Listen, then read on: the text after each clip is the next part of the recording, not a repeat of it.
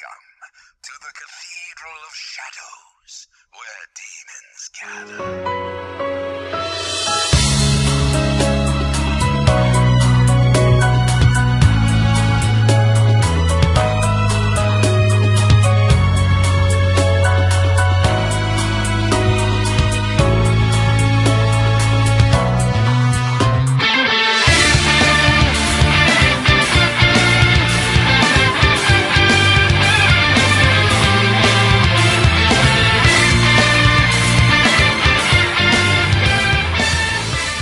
Hello everyone and welcome to the Cathedral of Shadows, a Megami Tensei Podcast. I'm Rasen. I'm Tom.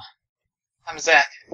And we are here today to talk about the savior of video games. Devil Survivor 2 Record Breaker is finally out. I'm really excited, and Katsu's not here because, you know, sometimes you think you know a guy, and you think you can start a Megami Tensei podcast with him, and then he doesn't buy Record Breaker, so fuck him, I brought on people from Twitter. So yeah, Tom and Zach are here to talk about Record Breaker with me.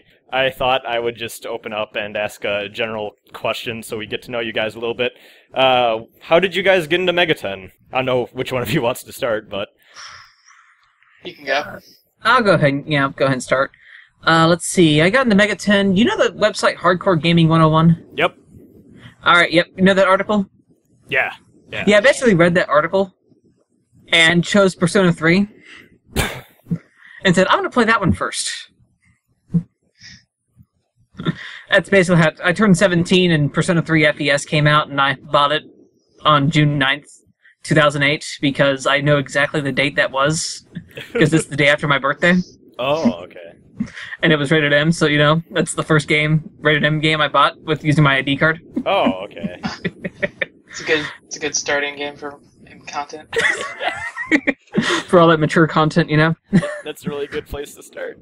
Isn't it? Yeah. Persona 3, FES, PS2. I still have that copy. It's in there. And it's also the one SMT game I think I have bought 4 times at least. Oh, jeez. Yeah. See, I bought the original version as a gift for somebody. I bought it on PSN, and then I bought P3P. There you go. So, as you see. And actually, I think I bought P3P twice, so it's 5 times now. Because I have the physical one, PSP, then the Vita can't play physical PSP games, right? Yeah. You know, and Atlus puts everything on sale all the time, so... Yeah, that's true. Those games always go on sale. But yeah, I may or may not really like Persona 3. But actually, my favorite game of the series is Nocturne. Alright. From there, I played that, and there was a 2-month period where I played nothing but Nocturne. That's a good game to play for 2 months. And Tales of the Abyss, but on the side. Yeah.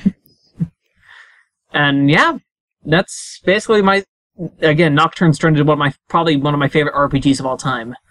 It was a good choice. It's up there. Oh yeah. And, I don't know.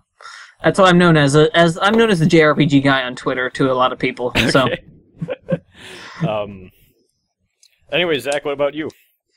I mean, I'm sure, you know, it's not something said by a lot of people, but I did get started with Persona 3. Oh.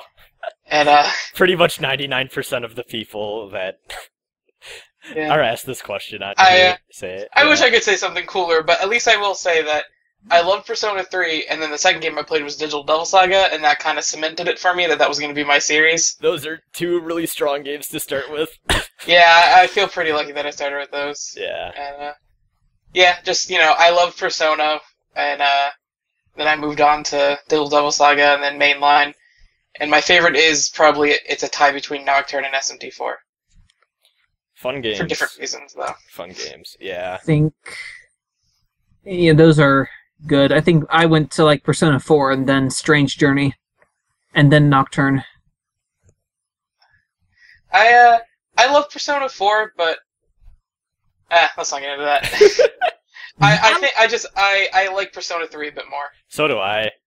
It's okay. I'm in a group of friends too where I'm the only guy, I think, that likes Persona 3 more than 4. So, yeah. I get why most people like 4 better, but Same. I probably just because I played 3 first, I've got a bit more of an attachment to it. I think that's my thing too. I don't know. I enjoy the story beats and the characters more in 3, I think. But like it's weird because I think 4 is overall like a more well put together experience, but like Oh yeah. I don't know, some of the stuff in 3 just really hit me hard when I first played it, so... Like, the stuff that's really good in 3 is really, really good. Yeah. And then the stuff that's in 4, like, 4 is just an overall solid game. Yeah, that's how I've described it before, too. Like, 4 is just more solid overall, and then 3 has...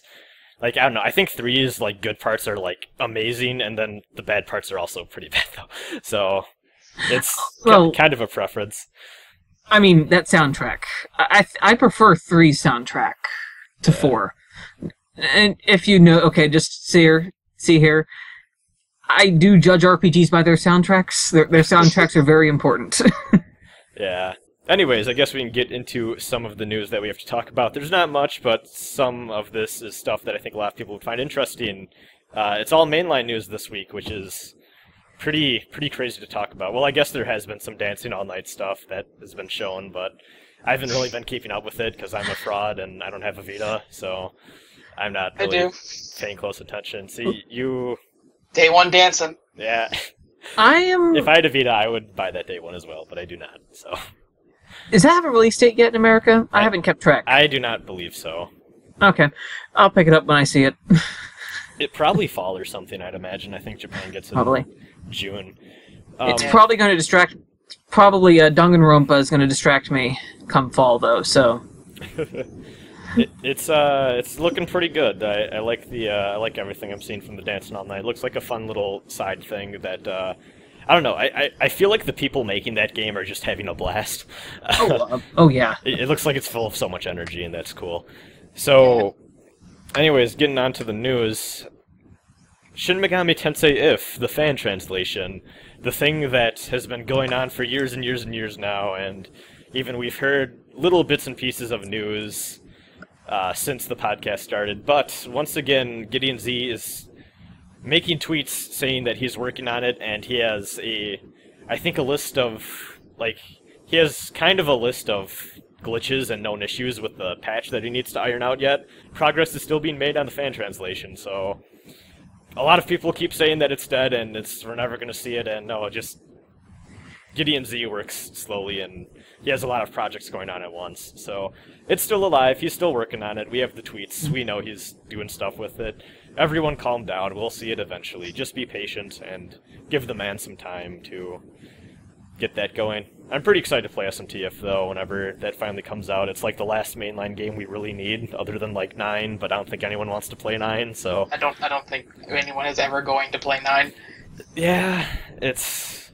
I know one person that did. I don't know if anyone remembers Nost from one of the call-in episodes we did, but he actually went through and played 9 once, and he didn't seem to have a lot of fun with it. What I've seen, I haven't seen much of 9.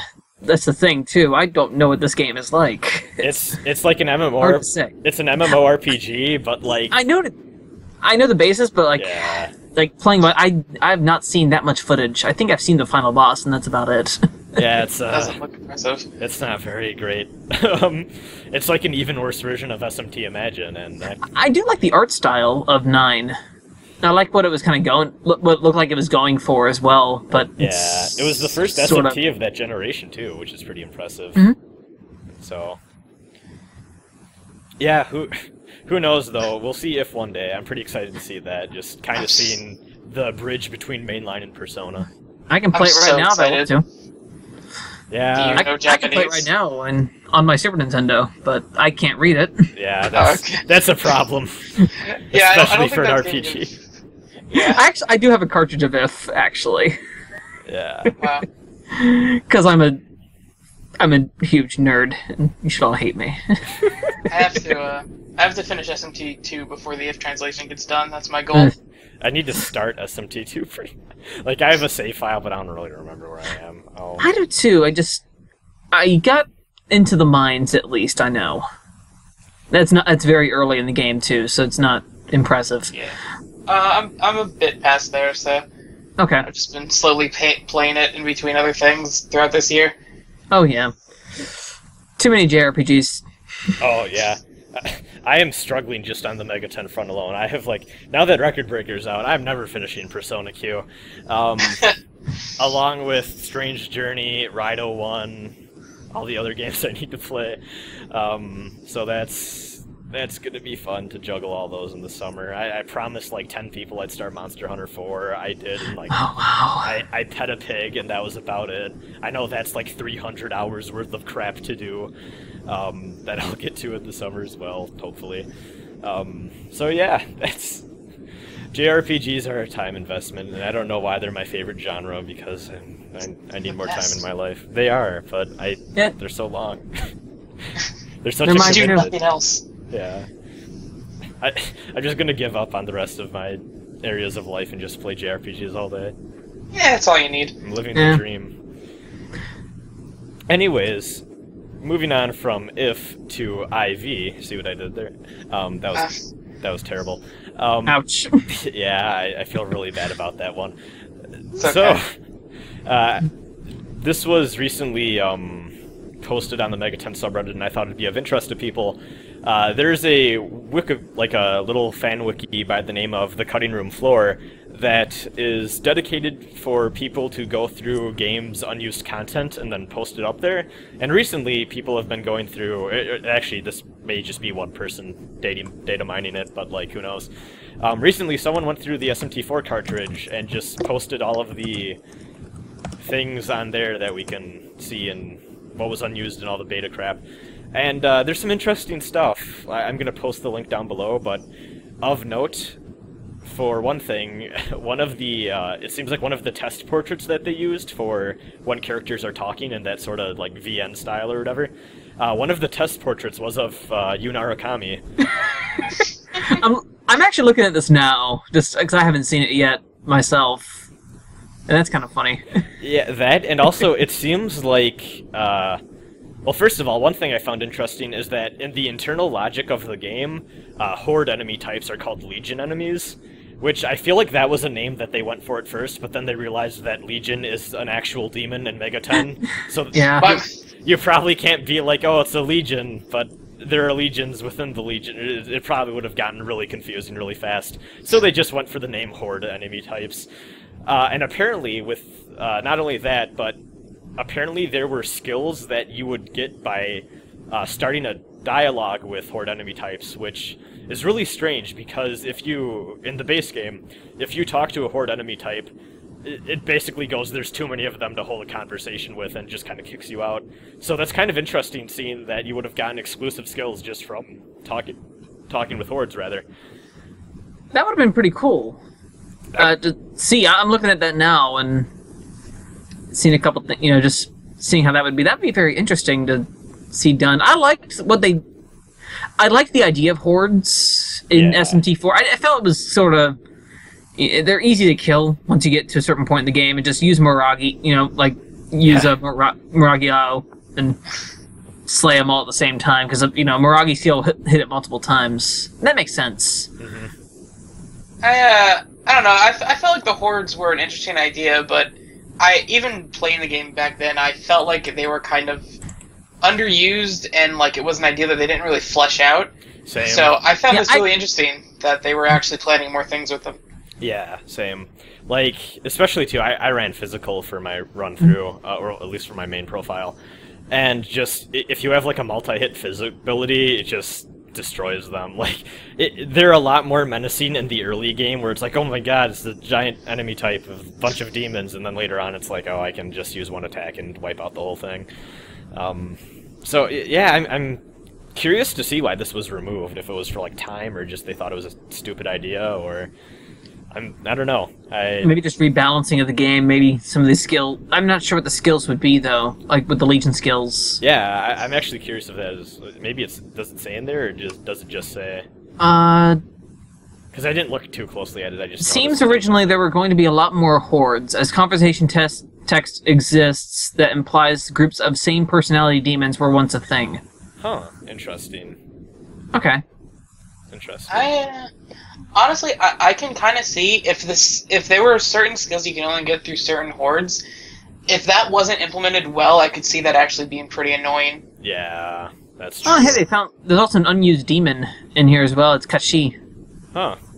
I was messing around because at the bottom they have like a list of all the MegaTen games. I think Devil Survivor 2 and like a few other ones, they have a bunch of demons that are still in the game and you can kind of play as them or like use them, but they're unfinished. That's always fun to see. Oh, they have a Jack with this article. I think Nocturne has like the Star Wars theme on its disc or something. Yeah, it does, which is hilarious. I want that to be canon. I really wonder why that was. Like, who did that? No, I see it right here.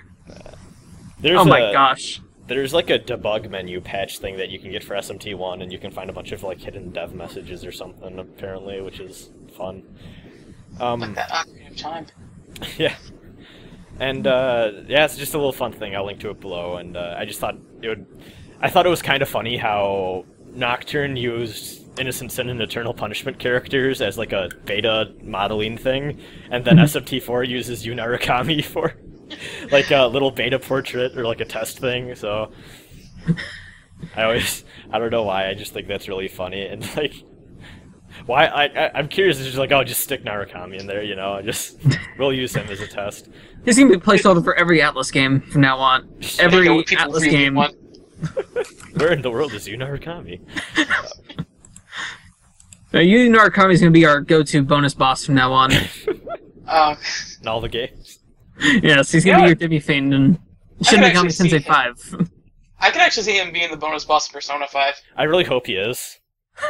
That would be like I am a sucker for when the bonus boss is protagonist from earlier game sort of thing. Oh yeah, which is like why Soul Hackers had the main one. Soul Hackers had both the Devil Summoner 1 protagonist and it had Raido, which is amazing because that's two protagonists as bonus bosses. I never did the extra dungeon in Soul Hackers. Neither did I. I'm a fraud. Yeah, right. I started it and I was like, I'll get to this another time, and then I didn't. Yeah, same. Soul Hackers is great. Everyone buy. Actually, you know what? Take the money you were going to use to buy Soul Hackers and buy Record Breaker if you haven't already. And then have more money. Yes, and then buy Soul Hackers. When it's on sale on the eShop. Yeah, I said it. Yeah, it's great games, great games. Just Record Breaker should take off priority because it's the savior of video games. So I guess we can get right into the main topic then of Devil Survivor 2 Record Breaker, which I think anyone who's listened to the show has known. This is probably one of the games I've been most excited about for years now, for a while. No way. Yeah. Absolutely not. I never I don't think you've ever that. mentioned it. I don't think I've ever mentioned Devil Survivor 2. This might come to a surprise of many people. But yeah, like I played Devil Survivor 2 way back when, and I just bought it like $20 used at a GameStop, and I just kind of found it, and I was like, oh, what's this thing? And I played it, fell in love with it, absolutely adored everything about it. And now here I am with Record Breaker finally available in English, and I brought these two people on because, like I said, someone who has a MegaTen podcast didn't get the latest MegaTen game, and I needed to recruit people from Twitter to talk to you all about it. Anyways, so yeah, I think both of you said before that this is your first time with Devil Survivor 2. Like I know Tom, you said that you had the original game, but you didn't get very far. But I've played a bit of it. I still have the original version too. Up here. I didn't really get far in it, though. Again, I'm terrible at Devil Survivor. I'll go ahead and say that now. I'm terrible at this game. But I'm in day 3 right now with a Smash vinyl. Vinyl Smasher, or whatever you want to call it. And Zach, you said this is your first time through, right? Yeah, I was waiting for Record Breaker because I beat Devil Survivor 1 on the DS, and then I was gonna get 2, but they had announced Overclocked, and I was like, oh, I'll pick that up, and then Record Breaker got announced, I was like, I'll just wait for that. Yeah. And, and Europe was never the same. Poor Europe. I knew so many people that have the same story, but they're like, oh, I didn't pick up the first Devil Survivor 2, because it's like, they're gonna make a 3DS version, and sure enough, this is a thing. So yeah, it's trust me too, like in the past week I've known so many people that are like, oh, I waited for Devil Survivor 2 for Record Breaker, and you were so right, and I feel like so good because I'm like, yeah, it's such a great game. And yeah. it is. Actually, overall, just seeing reviews pour in for this game, like, I haven't seen, like, one yet that pissed me off, or it's like, no, you don't get it. Like, everyone seems to really like this game, which is neat. And, I don't know, just, it brought a tear to my... Not really, but I was really excited to see... Yeah, I did. I was really excited to see that the people that have picked this game up seem to be really enjoying it. Like, I haven't... Like, I think the only complaints I really see is people saying, like, oh, everything takes place on the bottom screen, which I'm used to and I don't have a problem with, but I can see why people would. And I think, in general, that's not even Devil Survivor 2 so much as just the entire series of Devil Survivor has that issue, so... Yeah. I don't really see how it's a problem. I don't either. Like... Try to have another... There's a couple DS strategy RPGs, like Luminous Arc uses the bottom screen.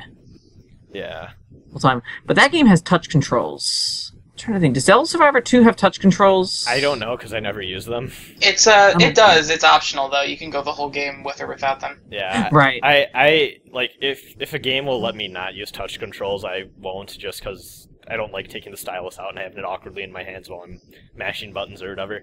So... Yeah, I've been playing just without touch controls at all, but it's been pretty. I don't know. Like I feel like the maps in Devil Survivor, it'd be kind of weird if they use the second. I don't really know what they'd use the second screen for, because it's not like the maps have much verticality to them necessarily. Mm-hmm. And then also like they do use the top screen for like the status of the enemies and monster statistics, demon statistics, and then character statistics. Yeah, and I think that's a pretty good use for it. That's fine by me too.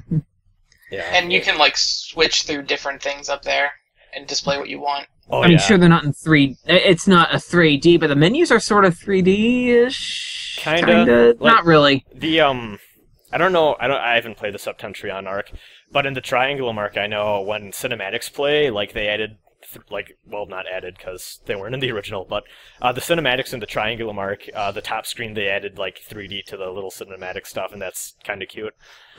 There's been a few in the Septentrion, whatever they called, I can't pronounce it, arc that do have some 3D. Some of the scenes, I think that intro scene did. Yeah. Like with the train.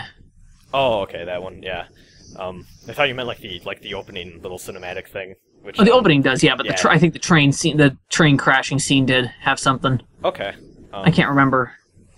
And I guess I should say too, I haven't played the Septentrion arc yet because I've played Devil Survivor 2 8 times. So I figured I might as well just jump right into the Triangulum arc. And I'm pretty happy with what's been going on so far. I don't want to say too much because spoilers and whatnot. I guess one thing we can kind of go into voice acting, I suppose, or I actually have a question for you about the different arcs. Okay, go for it. So I wanted to ask. I know that they say the new arc kind of doesn't follow one of the endings. Yeah. Would you suggest people go right into it after beating the other arc, or should we get all the endings and play the main game a few times and then go into it? I wouldn't say all the endings. What I would do though is beat the game once. Actually, I recommend this especially for Devil Survivor 2 because except for one of the endings in the main route, and it's pretty obvious, all the endings are pretty solid. You won't feel disappointed necessarily. So just get one of the endings, and then if you look up kind of what the other endings are about, maybe, or kind of the principles behind them, or how to get them even, because that's kind of a thing, and then just go right into Triangulum. I really don't think you need to get every single ending. That said, there are 2 endings specifically that go into, they lead in much better and probably provide better context for the Triangulum arc. And that's mostly because the ending that the Triangulum arc kind of makes up for that scenario is a mixture of 2 of the different endings in the game.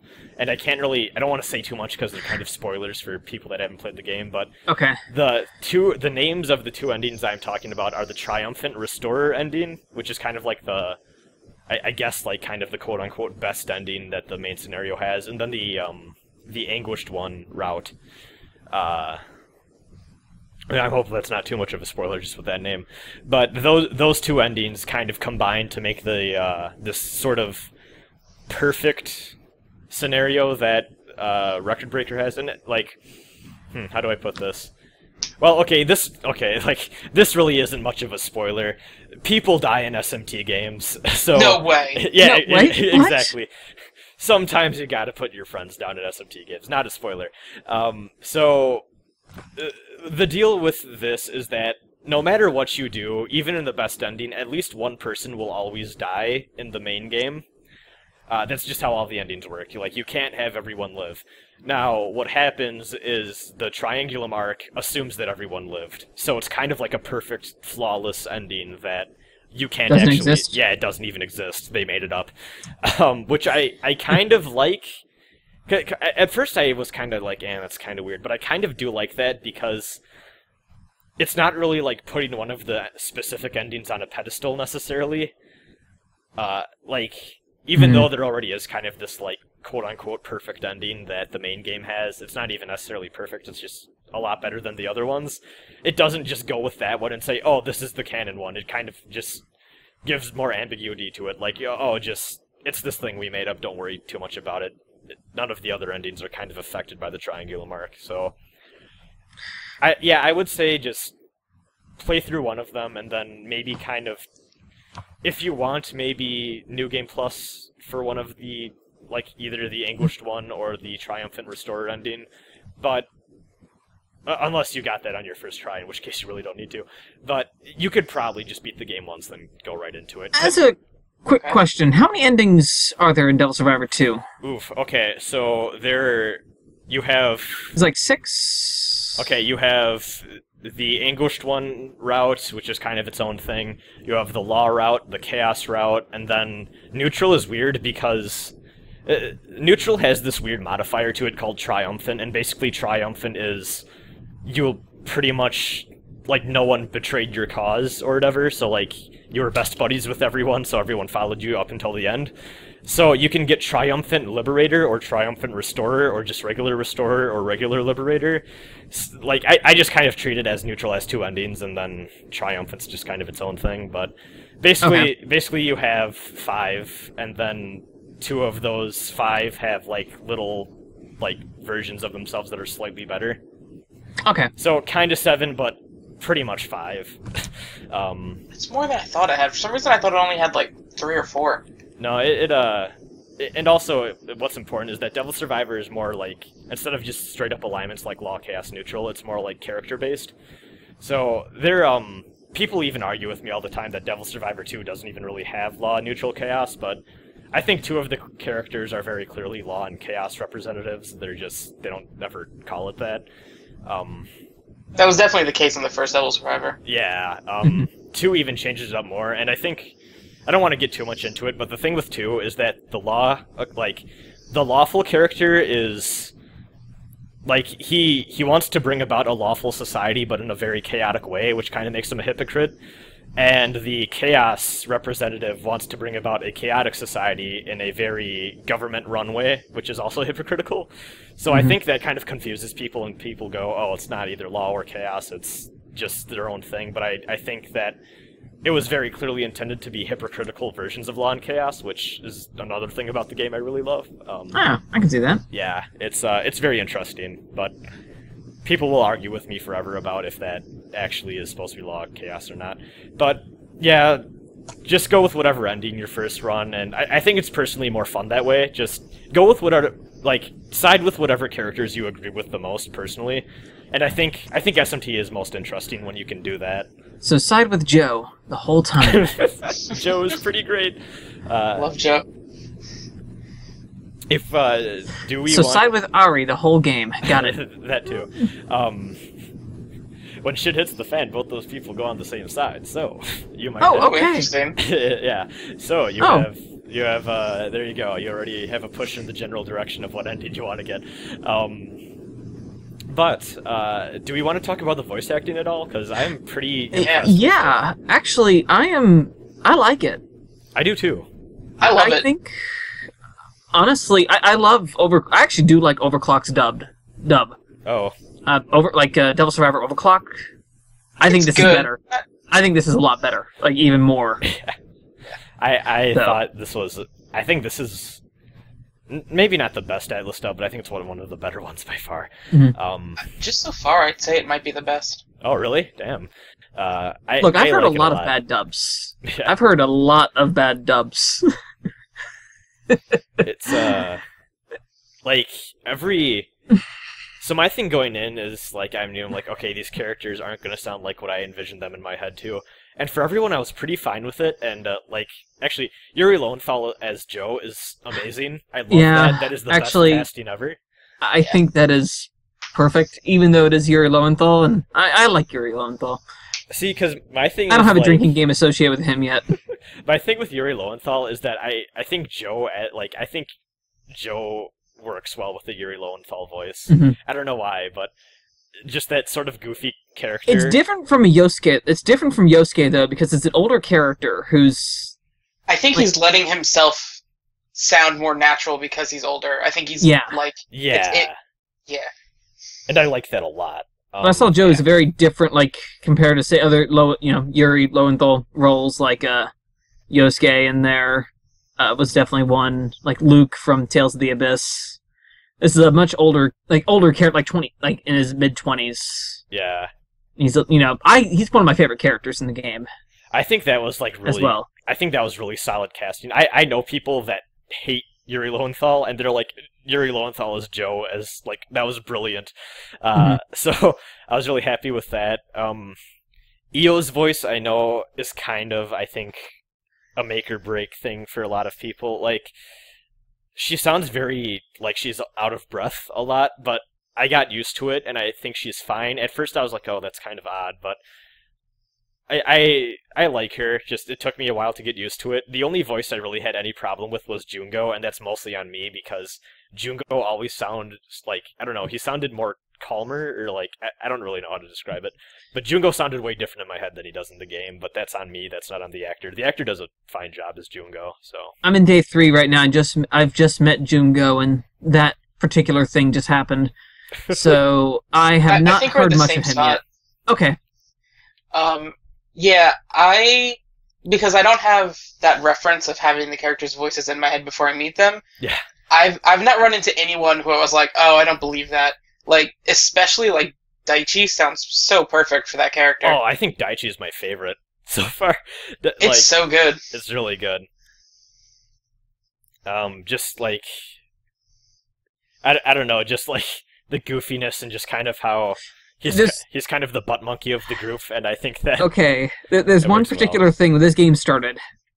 At the start of the game, when Daichi speaks first and he pronounces the website as an IKEA, I was about to rage right there. Oh, does that happen? Yes, it does. Yeah. Okay, because that happens. He pronounces it in IKEA, and the response is, "You're pronouncing it wrong." I'm like, "Oh, thank you." Yeah, Oh, because thank you. I loved it. What's funny is that was in vanilla, and I never got that because like I was like, oh, because Nicaea, Nicaea, yeah. First of all, I want to say this because there are some people that are like, wait, it's Nicaea and not Nicaea. Yeah, it's Nicaea. It's like that's a thing that exists in the real world. It's Oh my gosh, it's one of my absolute favorite references in all of SMT. Yeah, like I love like Council of Nicaea. I love that entire like time period. yeah. So it's a reference to that, and like it's not Nicaea, it's Nicaea. Nicaea's that goes into much more religious stuff and what they exactly did. Yeah, actually it does. Like if you ever heard of the Nicene Creed, that's kind of where that comes from too. Yeah. So yeah, it's always been Nicaea. Everyone who thought it was Nicaea, you've been wrong all these years. Deal with it. You're pronouncing it wrong. You're pronouncing it wrong, as Bunny Kun would tell you. And that was like my one thing. I was like, please don't pronounce that the entire game like that. Please don't pronounce the entire game like that. That's funny you say that because the exact same thing happens at the start of the bonus scenario, where someone says Nicaea and then you can say you're saying it wrong. So that's really fun. The dialogue choices in general, there's so many witty things you could say. Yes, and that's actually And I say them all. yeah, same. Like Devil Survivor 2 protagonist, I think has a lot.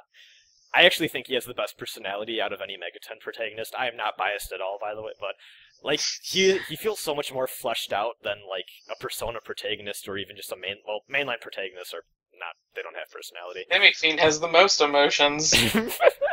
He is sad because he's not really ever sad. He just deals with it. But especially over like a like Narukami, who has some. Yeah. When I say Narukami, I meant Soji Seta. Oh, it's all good. I mean, protagonist. I meant P4 protagonist, who has a lot of.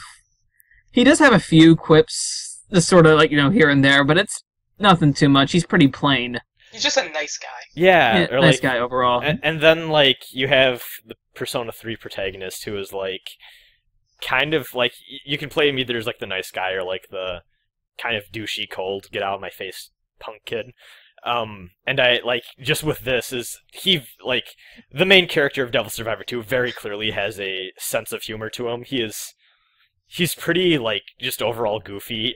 I don't think even in the face of death he ever really takes anything that seriously. You can play things seriously if you want to, and that said too, when you do get further into the game and some more traumatic scenes happen, you can actually some of the dialogue choices are pretty personal, I think, compared to other dialogue choices you would get in an RPG, where you can tell he actually cares about the people and wants to make sure everyone's having a good time or everyone feels, safe and all that. And I really like that about him, because he's both funny, but also, just overall a really great dude.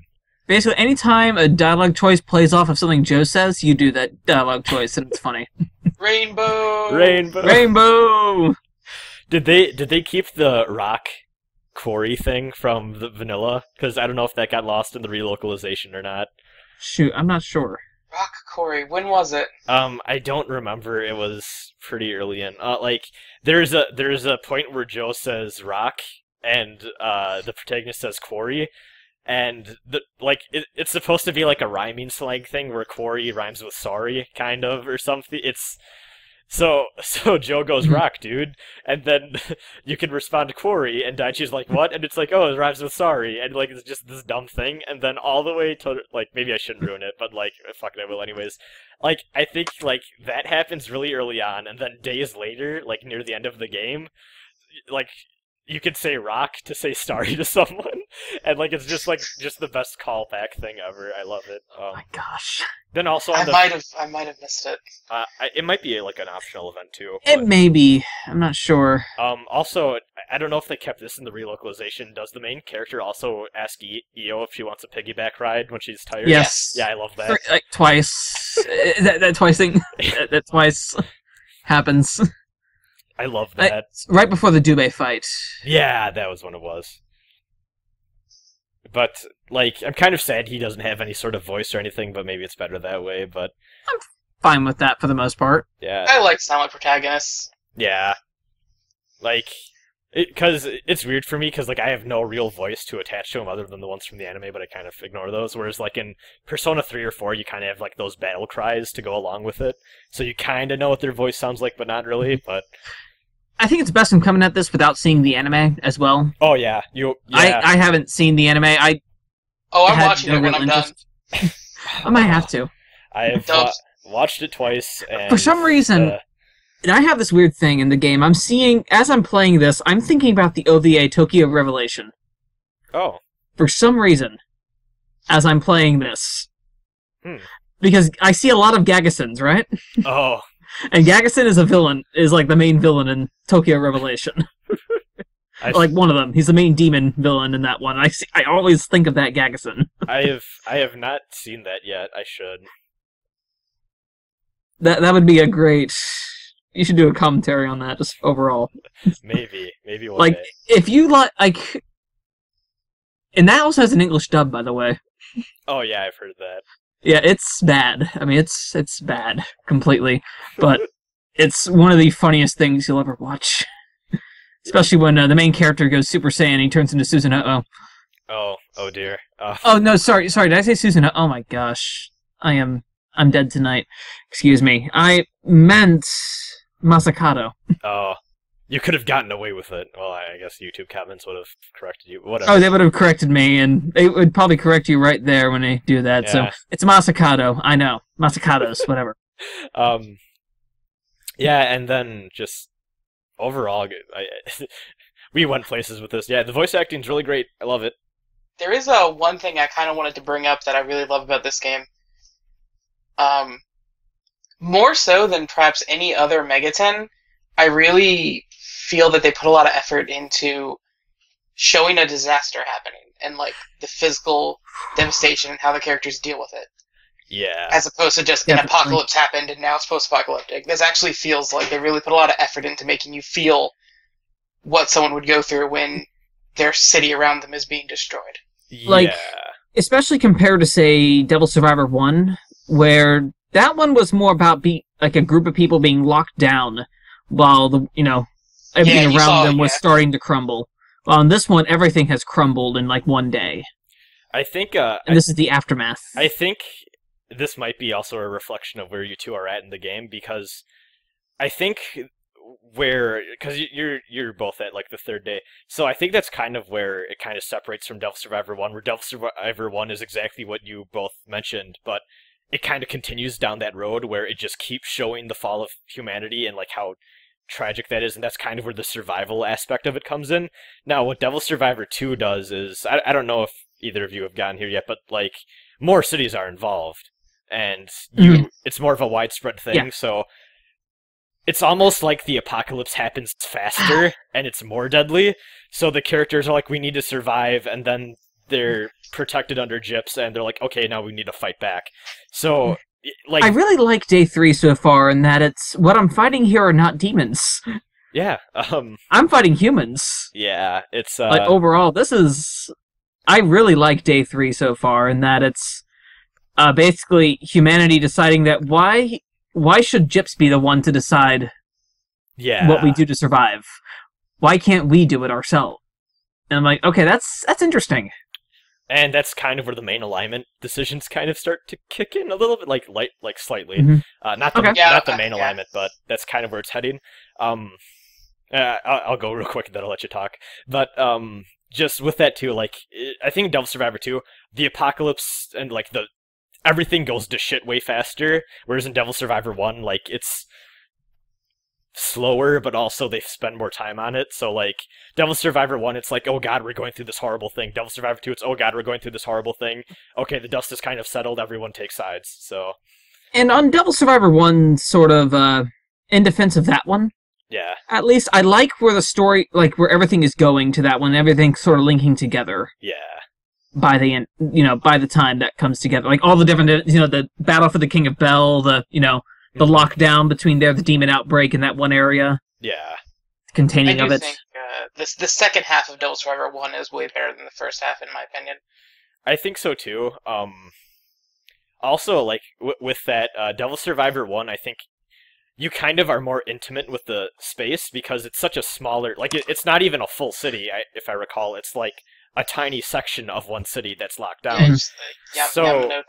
Yeah. The Yamanote line. Yeah, and in Devil Survivor 2, like I said, you have 3 different cities that you're going between, so I know a lot of people that like 1 over 2 because of that, where you kind of feel like you're stuck in the city and you're slowly seeing that city just go to shit, but then Devil Survivor 2, it's like, oh crap, the entire country is going to shit, like, sort of thing, which is interesting. I like in a lot of Devil Survivor 1 to say World Ends With You, in a way. It kind of, like, I remember a lot of people arguing about those 2 games back and forth because they came out and they have some similar tones and themes to Actually, them. World Ends With You came out way before Devil Survivor 1 did. So. Oh, really? Because, like... It came out, like, 2000... I was in high school when World Ends With You came out, and I was doing some university stuff when Devil Survivor 1 came out. Because I remember on Game FAQs and stuff, people would be like, oh, it's like they would have The World Ends With You versus Devil Survivor 1, like, fan wars, because, like, the games are kind of similar in a lot of ways. But those games are similar, and I think they're similar, but they're very different from each other. Because World Ends With You is a lot happier and more upbeat. Yeah. Well, in the way you said how you get more familiar with the location in Devil Survivor 1, I feel like you get more familiar with the characters in Devil Survivor 2. Yeah. In that, not just the fate system, which is well implemented, but just like the way I said how you see the city getting destroyed, and then it really focuses on how the characters react to that. Mm-hmm. Which I liked. Yeah, I love the cast from the cast from 2 is one of my favorite JRPG casts of all time. I just love them. I mean, it uses similar tropes to other games, but I feel like it does them probably better. Like, I mean, people are obviously going to compare Daichi to Atsuro and Yosuke and all those characters, but I don't know, I feel like I would rather hang out with Daichi. Same. And you're going to find that a lot in a lot of JRPGs. A lot of them use the same tropes. It's just how they use... There's nothing wrong with cliches. Nothing wrong with tropes. It's how they are used. Yeah. And how they come together. And I think the strength there, Devil Survivor 2 does have that for it. And it uses those tropes. It plays on them. It plays on those as well. And I think, too, something that really helps in the case of Devil Survivor 2 is they don't necessarily overstay their welcome. Like... Mm-hmm. The Fate system is only 5 levels, and within each of those 5 character events alongside the main story, you get that character's arc, and then it goes to the next one. And I think part of that helps with the fact, like, game's only 30 to 40 hours long. On top of that, you have about 13 characters, each with their own goals and lifestyles and, like, all that sort of thing, that the game can't really spend too much time focusing on one over the other, so...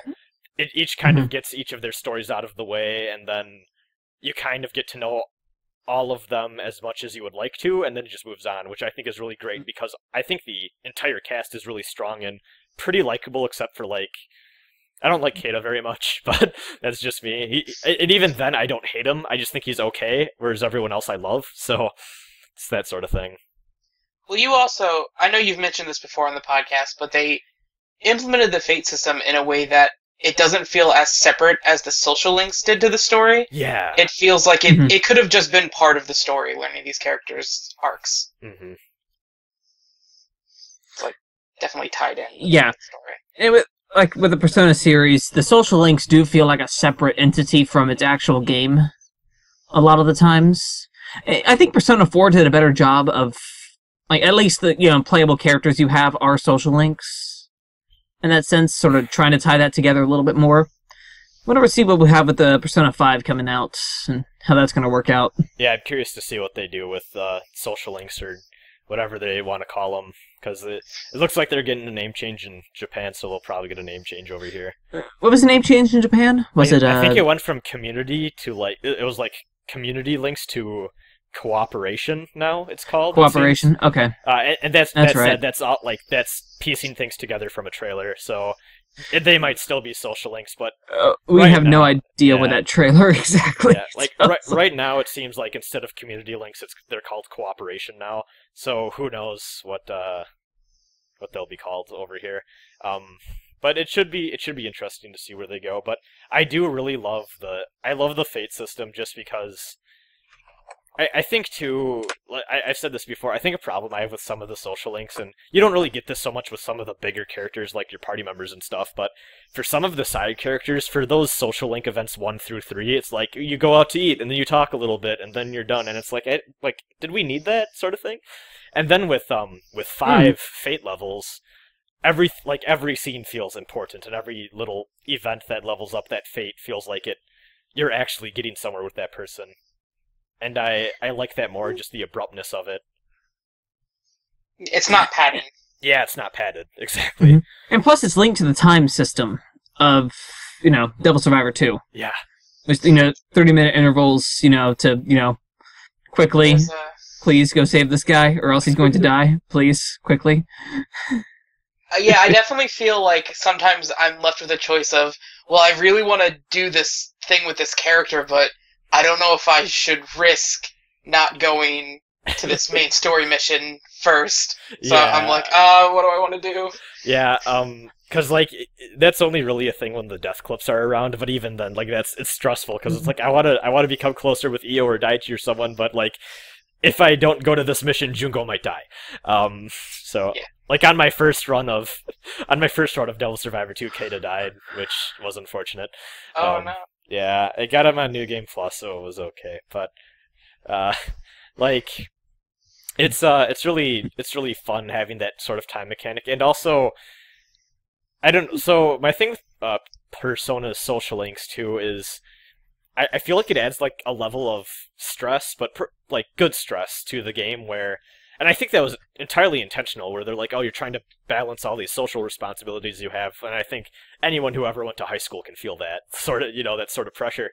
And I really always enjoyed that part of the game, but also then when you want to eventually go out and do a max social link run, sometimes that can be kind of like hard, whereas in Devil Survivor 2, if you want to max out everyone's fate social links, and you don't need to max them, but you need to get to a certain level with everyone for the best ending. Okay.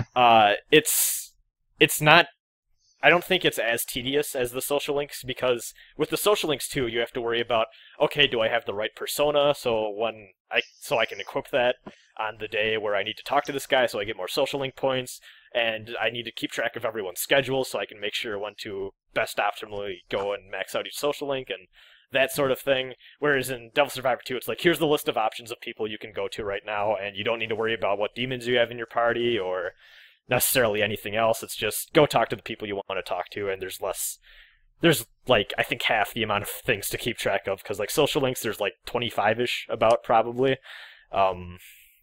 Well, not at any given time, but overall for the playthrough. And the max amount of fate events you have in any run of Devil Survivor 2 is like 13, so it's, I think it's just the social link system, but done, in my opinion, a much more refined way, and I really actually do hope that some of the ideas from Devil Survivor 2 kind of go over to Persona 5, because I would just absolutely adore that. I'd adore Devil Survivor 3, personally. Same here. I hope that happens one day. I know, and I've talked about this before, I think, but Devil Survivor 2 for a while, they really pushed it in Japan, and from what I hear, it actually got pretty popular for a while, but even then, it seems like it kind of fell out of popularity after the hype died down, because, I mean, it was popular enough to get the anime, it was popular enough to get, like, there was a prequel novel about Yamato, and then also, I think there was a manga adaptation for the game when it came out, and then they made another manga adaptation for the anime. Wow. Which is really weird and kind of unnecessary, but it's like making one anime based on a game, and then making another one based on another game. Yeah. And then adding a completely pointless character. Yeah, and but there's no SMT game that does that. It really feels like they were kind of trying to make Devil Survivor 2 another Persona 4, but it didn't really go that direction. And I wonder if, the anime, well, I mean, let's not beat around the bush. It was really bad. Yes. It was pretty bad, yeah. So I wonder if that, sort of killed it. Yeah, if that made people go, alright. I would not be surprised. That anime was pretty shit. I didn't see it, so I can't say anything about it, but from what I've heard, it's not very good.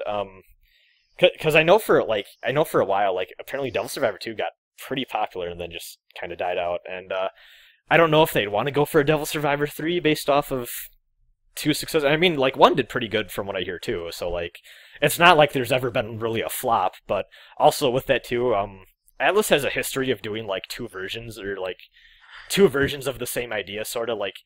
You got Digital Devil Saga 1 and 2, SMT 1 and 2 are kind of bunched together like that. Well, I guess you can throw If in there, but that's a rare occasion, or rare exception. And then Persona 1 and 2 are kind of the same thing. Persona 3 and 4, and now we're moving on to 5.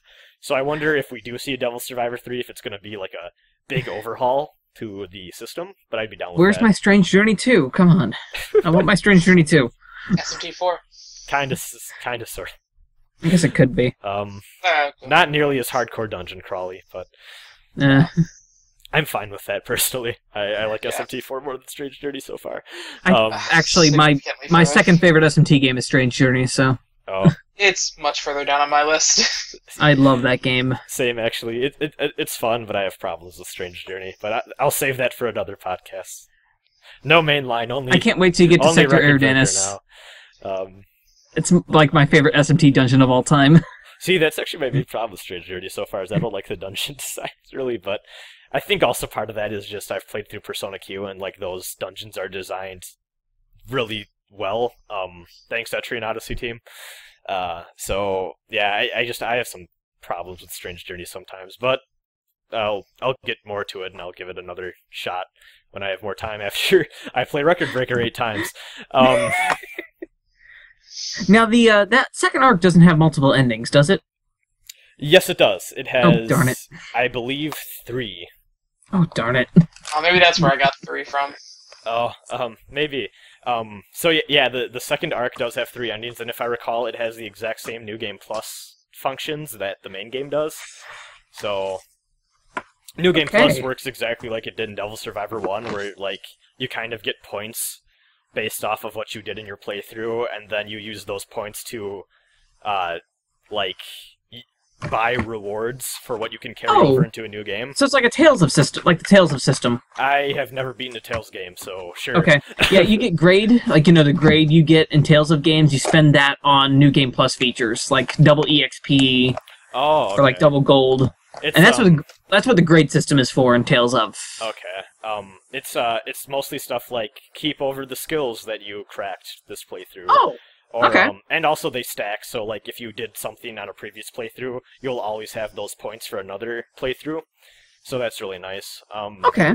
Can't you also remove the limiter on the free battle experience? Yes, and money too. So that's really nice. That's one thing. It's like remove the level and money like anti-grinding feature, which is really cool. And wait, there's an anti-grinding feature? The kind of sort of like it's pretty standard now, but like actually this is something that apparently MegaTen came up with back in the day that other RPGs kind of took, and apparently MegaTen isn't really remembered so much for it anymore just because it's so common now, is the idea of if someone is a higher level and they kill a lower level demon, they won't get as much experience as they normally would. You ever play East? Like the East series? Sadly. The East series, some of the East games do this. Oh. Where, like, if you keep grinding up the same enemies, it'll eventually stop giving you EXP. Oh. Like, I've heard that MegaTen 1 kind of did that, like, first, which is interesting. Okay. Because not only does it take more experience points to get to the next level, like, as usual, but also an enemy that used to give you 10 experience might only give you 4 now that you're a higher level, so... Right. Yeah, there's a New Game Plus feature that just completely removes that. There's also another one that's really fun that I highly recommend you get, which, just removes the, the level requirement for fusion. I love it when MegaTen games have that. Yeah, so you can just fuse a level. This is my favorite. Like, Nocturne has that, and yeah, it's just that's the best. Just want a level 99 demon, you're level 50, who cares? Go for it, which I love. So yeah, it's a pretty fun game. I think I'm really happy because I know a lot of people that are playing through it and they're loving it, which makes me happy because like I've been waiting for people to finally give this game a chance because they've been waiting for the 3DS version. I know a lot of people that actually didn't necessarily like vanilla that are playing this and gave it a second chance, and they say they're liking it more. I think, too, because a lot of people really loved Devil Survivor 1 when that came out, and 2 kind of goes in a more lighthearted direction. I think that threw people off that weren't aware of that before they went in. And I think once you kind of get that out of your mind, like, oh, I want to play, like, I shouldn't think of this as connected to Devil Survivor 1, I should think of it as its own thing. Mm-hmm. I think once people give that a try, they appreciate the game more so.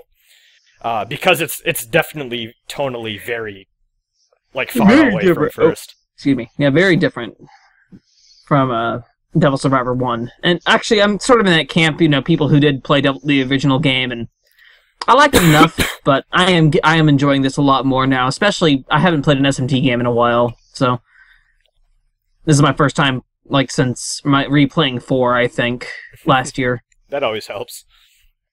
Yeah, so this is a good breath of fresh air a little bit, too. Yeah. Playing more games in this series. Maybe eventually I can go to the Raiiiinboooow Kuzunoha, too. I still need to play. I'm one of those people that really wants to play 2, but I want to struggle through 1 first, which I don't think is a very good game. But it just I mean, 1 definitely has its problems, but 2 is worth getting to. Yeah. So I actually found the strategy guide to 1. Oh, really? I found the Double Jump book strategy guide to that game recently, like months back. And yeah, actually, that's a lot more fun playing with that. I mean, yeah. Do we have anything else we want to talk about before we like just transition on to email stuff, or Honestly, I'm enjoying Everyone the play game. Record Breaker. Actually, I have. For some reason, I keep calling it Break Record or Vinyl Smash. Actually, I have one more thing that I think we can talk about. So, thoughts on the $50 price tag? You know what? I don't actually mind it. Okay. I don't know It's why. good enough that it's worth it. That's mean- my thought too.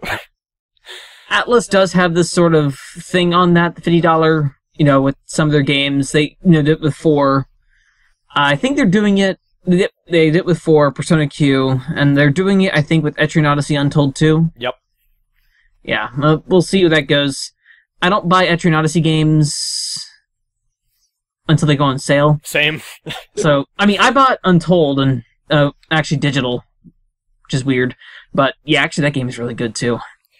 So my thoughts on it is, I feel like this is going to be the first game that comes out with the $50 price tag that's going to actually maybe have an effect on sales, because thinking about it, SMT4 was the first one. It came with a bunch of, it came with a huge frickin' strategy book thing and like a nice box and all that. Not only that, there was the Nintendo Power and the Club Nintendo reward Yeah. that came with that. Anybody who, if you bought Fire Emblem Awakening already, you were going to already buy Shin Megami Tensei IV, Yeah. and then you get $30 eShop credit Yeah. for registering both. Yeah.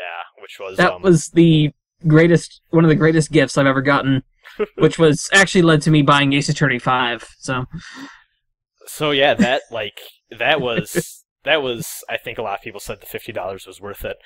Persona Q is going to sell, and also not only that, but also SMT4 was like the first mainline game in forever.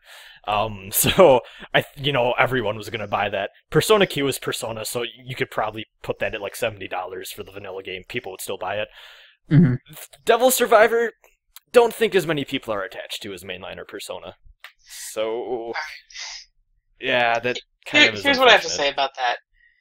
People go and they spend $60 on like a PS4 game that lasts you like 5 to 10 hours.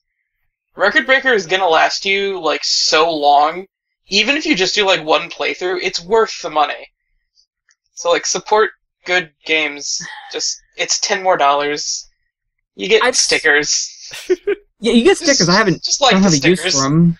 I have the Gyps logo on my laptop, and then I have the Nicaea sticker on the inside part of my laptop near my mouse. So I would put like the Nicaea sticker on my new 3DS, but I got the Majora's Mask one, so yeah. yeah, There you go. I would put it on mine, but I have an SMT4 sticker that I got from a contest when that game came out, so I'm gonna stick with that. I'll put the Nicaea one on the Bible or something. there you go. There you go. I did something. And again, on the $50 price tag, too, I sort of get the idea of, paying $50 for, a game, and you want the length to last. I've sort of gotten out of that mindset, though, recently. In the past few years. Where a lot of action games, like Bayonetta 2. That was a $60 game, right? Yeah. Oh yeah, That game was absolutely worth $60, even for the 10 hours that game, kind of goes through its first playthrough. And then you replay it. Quality is more important than length, but Yeah. Devil Survivor 2 has both. It does, yeah. And, again, it's more... I do prefer that quality over quantity sort of feel to it. Yeah.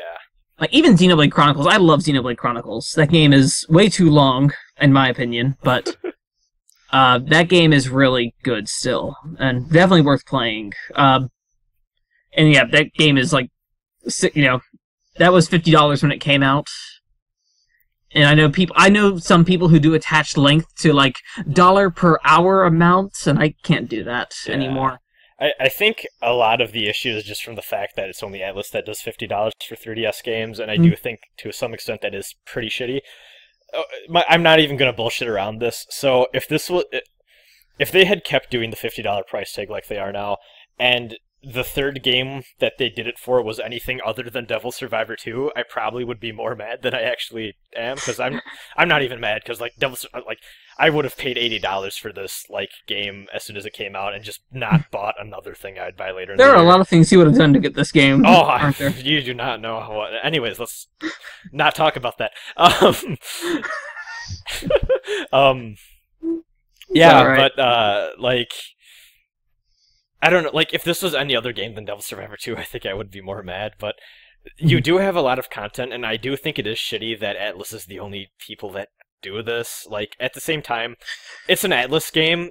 They go on sale all the time. Like, Yeah. Actually, here's There's the a thing sale like too. every week. wait That game's gonna be $30 on the eShop, In and I'm 6 gonna tell months. everybody to go get it. in like 6 months, you can get this digitally for cheap, probably. 3 months. Yeah, like I give it 3 months. Persona. I say that because Persona Q. Actually, friend of mine and I were talking like. Persona Q hasn't gone on sale in the eShop yet, and we're like, oh, they'll probably do that soon for the summer sale or whatever. Like, you know, Atlus usually does like seasonal things or whatever. Mhm. And sure enough, like 2 days after we had that conversation, Persona Q is on sale for $30 on the eShop. It's like, oh, there you go. Actually, speaking of that, Persona Q is on sale this week. If you were waiting for that to go down in price, then you can buy that now. And also, hey, if you all have Vitas, if any of you who have PSP or Vitas, Atlus always puts on the Sting RPGs. You should all go get those. They always go on sale. Go get those. Yeah, just like, if you're mad about the price, also, this is my opinion for anything, if you're so upset about something that, like, a company does about a game, don't buy it. Like, Yeah. vote with your money, like, that's the beauty of this system, is that if something pisses you off, you don't have to buy it. Like, I know a lot of people that are mad at Konami, they're like, fuck it, I don't even want Metal Gear Solid 5 anymore, or whatever. It's like, go for it then. Like, if that's how you want to make your statement, then don't buy You're not it. gonna be bad thing. That game's gonna sell so well. Yeah, That game is going to still I'm buying sell that so game. well. I think I might too. I'm pretty excited for Phantom Pain, but like that's kind of my idea behind it. Is it's like if a company does something pisses you off, no one is actually forcing, like, no one has a gun to your head and is forcing you to go to GameStop and like buy the game. Like, you don't have to, and it's like I know some people, it's like, oh, I really like the game, I just hate what the company is doing in terms of, like, the business side of things, and it's like, gotta make a choice then. Like, are you gonna suck it up and go for the game because you love the game, or are you gonna, is something so gross to you that you don't want to support it? Because Do what I did. Buy it used. or that too, like, even, like, yeah, just figure out a way, because, like, you can't have your cake and eat it too, unfortunately. That's what I did with Metroid Other M. Yeah, it's like, if enough people have issue with the $50 price tag and then no one buys the games, clearly they're going to make a change. Personally, I'm not so invested in Etrian Odyssey that I would get Untold 2 for $50 day one. I might have picked it up for $40 day one, but like for me, like that $10 extra, no, I'm not getting it anymore. So like I know the feeling that people have, like, kind of going into the situation where they're like, oh, I hate that it's 50. So like, I don't know, it's just if you don't want to buy it, don't buy it, sort of thing. It's And with Etrian Odyssey 2, actually, admittedly, I bought Etrian Odyssey 4 on a whim. That was my first game I played in the series, and I love it. And with Etrian Odyssey 2, Untold 2, you know, I'm probably going to do the same thing I did with Untold. Wait till it goes on sale, and then buy it. Yeah. Which was great. In regards to the Atlus games, and especially the MegaTen games, it seems like they always include at least something. So maybe in the future, if people really complain that much, they can put out two versions, like one for 40 with just the game, and one for 50 with some of those bonuses, like a soundtrack or something. Yeah, and I think even too, I almost feel like with Record Breaker, and this is kind of shitty to say, I almost feel like the pack-ins were kind of... I don't feel like the pack-ins were what made it 50. I feel like the game was 50, and then they threw pack-ins in. Whereas with SMT4, I was more But likely there's a Nicaea sticker. yeah. Or a Nikea sticker. Nikaya, yeah. No. The JP sticker. Yeah, oh, god damn it, yeah. No, A JP, yes. the JP's got fucking... Yeah. That is one of the worst things ever. Fuck you, Devil Survivor 2 anime dub. Oh my god. Oh my gosh, does it actually say that? Yes. They say I need to watch this now. They say that they call gyps the JPs, and it's the most horrible thing ever. No, but I feel like with SMT4, it was just a scenario of we're making it 50 because we have this pack and stuff. With Persona Q and Break Record, I kind of feel like they're charging 50, then throwing stuff in to kind of apologize for the price tag. Yeah. It's but I do like you said. I think it would be really neat if they had the $40 and $50 versions, and you just, if you want the extra stuff, go for it. If not, then hey, whatever. Make both parties happy. Yeah, exactly. I think, and also, like I said before, just you could always wait for a sale. Like Atlus games go down fast, like especially compared to some other RPGs. Like, oh my god, I bought Fire Emblem Awakening like a few months back, and like that's still 40. There's a reason for that one. That's a Nintendo game. That's Nintendo doesn't go on sale. Nintendo. I think Super Mario Galaxy is probably still $50. No, actually, that one's now 30. Or at least But, 20. I think it's 20 now. Oh, New Super Mario Brothers is still up there though. oh dear. I think that one's actually down to 50, like 30, Oh, maybe. But still a I don't lot. believe so. I don't know. At least. Um, You can get Mario Kart 8, Mario Kart Wii for cheap now, a little bit. that game is ancient. Actually, I think I picked up Fire Emblem Awakening because it somehow went on sale on Amazon, and I'm like, oh my god, that's an event. So I decided to jump on it. I did the same with Dream Team. Yeah. Mario and Luigi Dream Team was like $25 on Amazon. I'm like, I'll get this now. Anyways, I'm out of stuff to say about Record Breaker, which, I mean, I can run my mouth off about that game. I have something to say. But okay, go for it. Anybody knows the soundtrack is great? Oh my god, it's so wonderful. Yes. I mean, that's the case for every MegaTen game, but definitely... No, this one is weird. This is a lot different from a usual SMT fare. Well, I think the main game isn't Megaro. It is. No, it's not.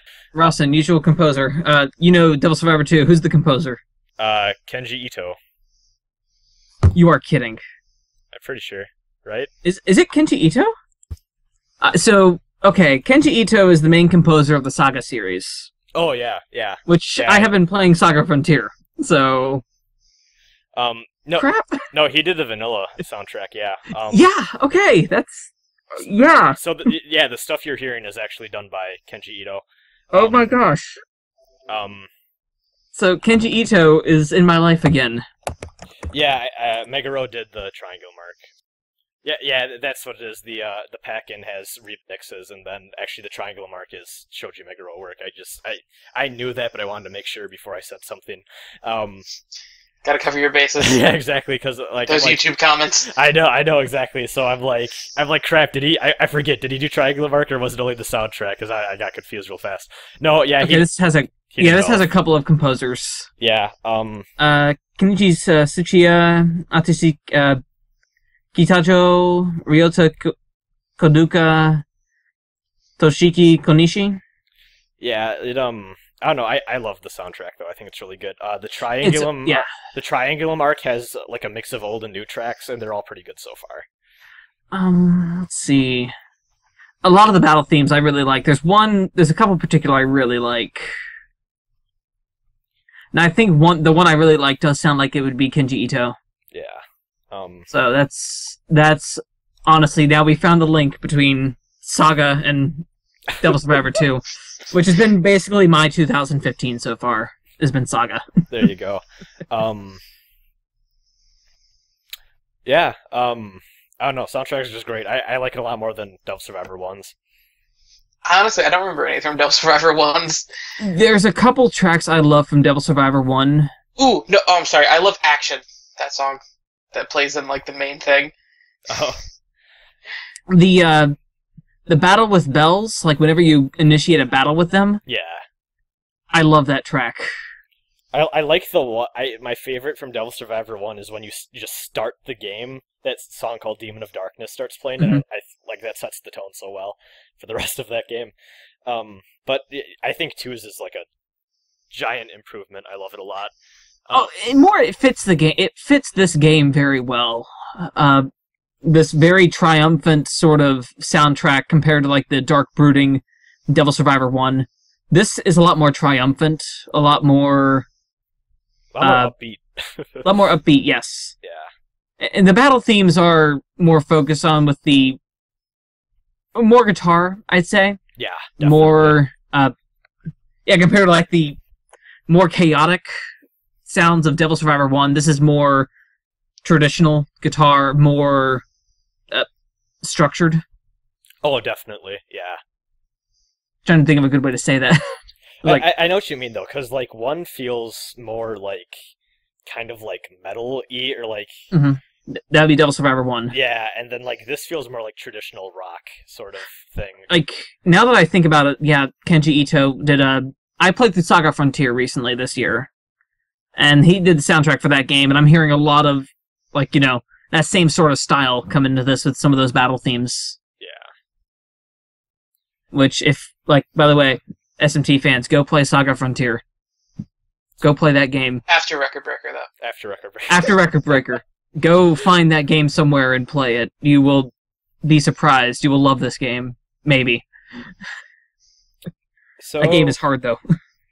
Yeah, I am out of things to say again. Anything else you gotta cover before we can move on, or are we good? I think I've said everything I need to say about it. Same.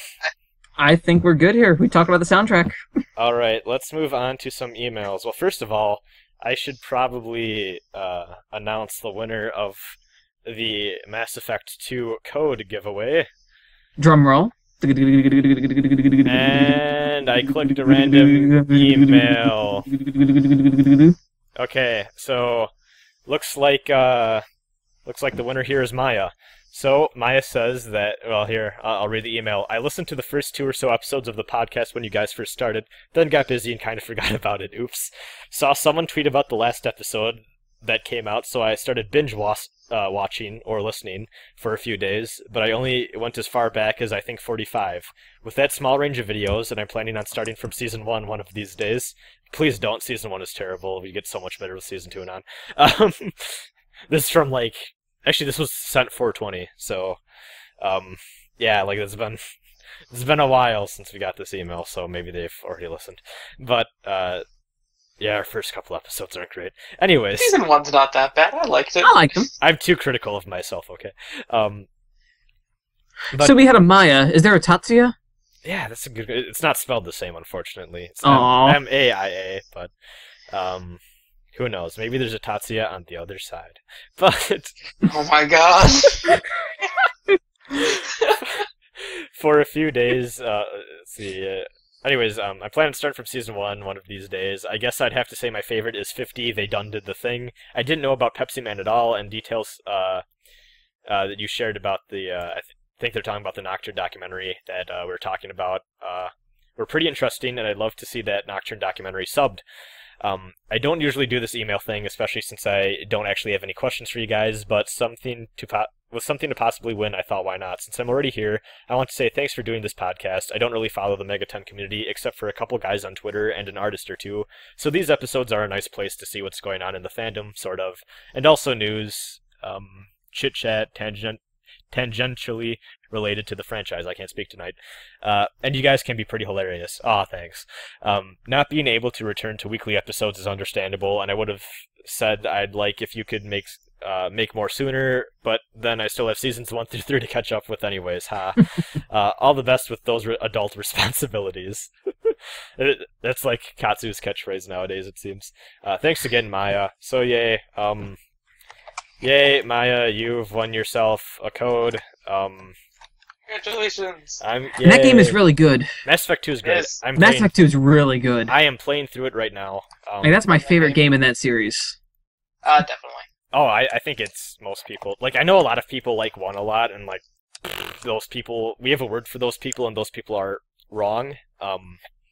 One's okay, but everything was improved upon with 2. I really don't like 1's combat, but other than that, I think it's a good couldn't game. actually get into 1. I actually started the series with 2 though, so yeah, like I don't just what I think it's the AI. I don't know. I don't like the combat much in 1. I think 2 is like a lot smoother. It was definitely rough. Yeah. I definitely bought that game though for like $10 on PS3 and played it on a whim. And that game is amazing. Alright, well, Maya, I sent you your code. Hopefully everything works. I copy-pasted it from the person who gave it to me, and put that into Steam, and it should work and be fun. I hope. So yeah, congrats, Maya. I guess we can go on to some other emails. I guess we'll just go for a couple. We've gone on for quite a while. We have one that was sent like 5 hours ago. Anyways, this person says just call him Tyrone, even though this is not a record breaker question. That's okay. This is a question about podcasts in general. So, I got this. So this question is for me. What programs do you use to record and edit podcasts with? So, actually recently, like as of like episode 50, I've kind of changed where I used to use a program called MP3 Skype Recorder, but that was just so finicky and led to so many problems that I started to record a backup audio thing with OBS, which is, if you have ever heard that name before, that's a program you generally use to stream, but you can also use it to just record locally. So I use that to record my microphone, and also use that to record my desktop noise. So that's how I record the audio, and then I edit everything within Sony Vegas Pro 13, or 12, I think it's 13. Yeah, that's basically all I do, and then I just output it to like an MP3 file and slap a background on that, and then make it into a video file. So yeah, that's basically what I do, and then just iTunes for putting the podcast feed up and all that. So, and then anyways, actually they do have a Record Breaker question. Apparently they changed their mind. Because Record Breaker is out, what about the future of the Devil Survivor series? Will Atlus make a series for the 3DS? You know, I sort of hope that maybe something comes out of it. I hope so too. We mentioned it before there, like, you know, if there's going to be Devil Survivor 3 or not. Yeah. You know, I think it'd be a good series. I mean, it already has DS in the name. It's a 3DS. Could be 3 Devil Survivor. 3 Devil Survivor. And then we can get the version. Okay, so you know how they went from DS versions to updated 3DS versions. Right. So we could have 3 Devil Survivor for the 3DS, and then new 3 Devil Survivor for the new 3DS. We could do a Devil Survivor, but the E's replaced with 3s. Too late for me. Yeah, exactly. There we go. Yeah, I'd like to see Devil Survivor 3, though. I don't know if they'll do it, but I think it'd be fun. That'd be great. And then also, from a scale from 1 to 10, will JoJo's Strange Journey ever be remade, or at least be on the Wii U's Virtual Console? I could see it actually coming up on the Wii U Virtual. Don't they have, like, DS games now or whatever? They do. That would be... You know what? I'd buy it. I think that would work, because I don't know exactly how that goes, but isn't, like, the bottom screen the Wii U gamepad, and then the top screen is just the TV? I think for some games it is. I think you can actually flip it. Oh. Yeah, there's, like, several different setups you can use. They've got you covered with anything you want on that. Oh, that's pretty cool, because then, like, yeah, because you could just have the gamepad be, like, the map, and then the top screen is the dungeon crawling. That'd be neat. I'd play Strange Journey on my Wii U. Yeah. I mean, I would be that guy. Like, I could see, of all the games, I think Strange Journey would be the most likely. Like, I'm gonna say I can't see them putting Devil Survivor 1 and Devil Survivor 2 on there, just because I feel like they'd want you to buy the 3DS versions, but at the same time, like, I never thought they'd put vanilla Persona 4 on PSN, because you would figure they'd want you to buy Golden, but they did anyways, so... Hey, at least there's a good way to buy the better version of Persona 4. Oh, shots fired. Oh man. Oh, dear. I agree with you. I have yet to play Golden, but some of those changes are kind of weird. They are. Oh, man. And then we were never asked to do anything for Cathedral of Shadows again. YouTube comments are just going to be a boatload of fun on this. What is it? I like Golden. Okay. I prefer vanilla. I don't even have a Vita or a Vita TV. I can't judge. You know what? Would make Persona 4 a better game? What? Would make Persona 4 a better game? What? A random band scene. Oh. Oh dear. Anyways, moving on before we all get All of slaughtered. all of these flavors, and I choose to be salty. Before we all get slaughtered. Anyway, sorry for the off-topic question. No, it's okay. Then he says he'll buy a Record Breaker when it is not the last month of the semester. Understandable. Sent from Windows Mail. So That's probably the other reason why, people are waiting. okay, and Kind then, of a bad month. So this is another email that we got, and maybe we'll do this in another one, and we'll call it quits. So this is from Zach, and Zach says, "Hey Katsu, Rasen, and possible other people. No Katsu tonight, sadly." Hi, Zach. Yeah. Hi, Zach. Dark side Zach. My no. shadow. The true self. You have to accept it or else it'll email us again. Anyways, I've been listening to the podcast for about a year now, and have been trying out more and more SMT games thanks to you guys. Oh, awesome. Been having a ton of fun with Record Breaker, especially since I've already played the first Devil Survivor 2. I actually have two questions. One, which are each of your favorite male and female characters in Devil Survivor 2 and why? Mine are Jungo and Irie. Jungo for making it rain, Chawanmushi, and Irie for castrating a god of love. I'm gonna have to say that I think, let's see, for favorite male character, the protagonist doesn't really count, I don't think, but I really like Ronaldo. I think he's an interesting character, just with how extreme he goes with his philosophy. It's classic case of, I have really good intentions, but I just go way too far with it sort of thing, and I love his kind of story arc in each of the routes with that. And then with in terms of female characters, I think Io, just because she kind of has this thing of I need to speak up and state my opinion more, and I could relate to that a lot when I was an awkward middle schooler, and I kind of you would not know that from me now because I'm some opinionated fuck that has a podcast and total attention whore, but yeah, back in the day though, I thought her entire story arc and just her character, I think she's really sweet. So I really like Io a lot. See, if I'm gonna have to answer this too, huh? Yeah. So I think so far, and just how I know the game too, I think my favorite male character is Joe. Absolutely. I honestly, any character that makes terrible jokes at any given point in the game, even no matter what serious the situation. Yeah. But still, I can kind of relate to that. And that he's definitely a character who I feel so far maybe does that for his own personal need to maybe bring himself out of a situation. Yeah. That seems to be the really big case for Joe, and I can kind of relate with that. A lot of Joe's story arc seems to be about running away from responsibility, and I think that's really interesting. Yeah, I think it is too, and whether he comes to accept that or not, I'm actually not sure yet. I really don't know. Yeah. And I'm kind of excited to see if he does or not. And whether he does one way or the other, I think it's still a pretty good character overall. Yeah. As for female characters, I think I've seen a lot of Io, and I do like Io as a character, like you said yourself. I have just met Arya, or what was her name? Irie. Irie? Yeah, Irie. Irie, I don't remember. See, that's the other thing with the voice acting. Yeah, Irie. I've learned I've been pronouncing half these names wrong as fuck for the past couple of years. Irie. I do like her design, actually, just overall. I like her design more than Io's, from an art style-wise reason. But, I think, so far I like Irie probably the best out of everyone. For myself, I'm also, we're only on day 3, but I would say Daichi for my favorite male character.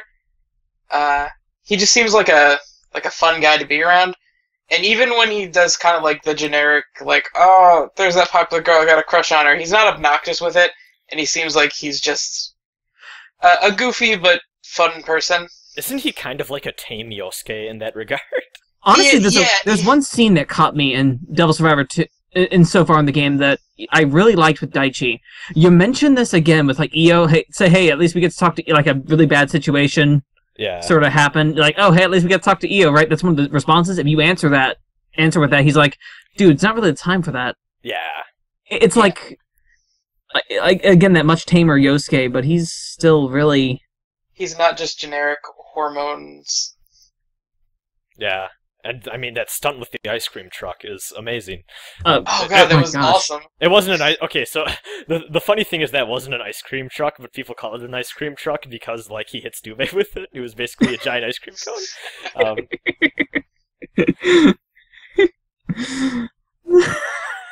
Yeah, and that truck was actually a full-on... that was the Chakotaka supply of Japan. There you go. So he just rammed Dube with the truck of Chakotaka. There we go. They definitely And we sold that a just little went back to license. Chakotakas in Atlus. And my favorite female character, I don't know her too well just yet, but I like Fumi. Fumi's pretty great. I'm at that battle right now, actually. Oh. Okay. That's exactly where I am. I'm at that battle I'm a with few Fumi. missions ahead of you then. A few Okay. like story beats ahead of you. Okay, yeah. Yeah, I like Fumi. Fumi's pretty Okay, cool. so we do actually deliver her out of this trance she's been in the entire... so far. Yeah. Well, I mean, that's kind of a given, Yeah. but sorry for the spoilers, I guess. Oh, well. It's early, it's okay. Yeah. Oh, really? I wouldn't expect that at all. I'm interested to see the demons' role in this and what they're all doing. See, it's kind of weird is that, like, Devil Survivor 2 kind of strays away from the demons and angels stuff.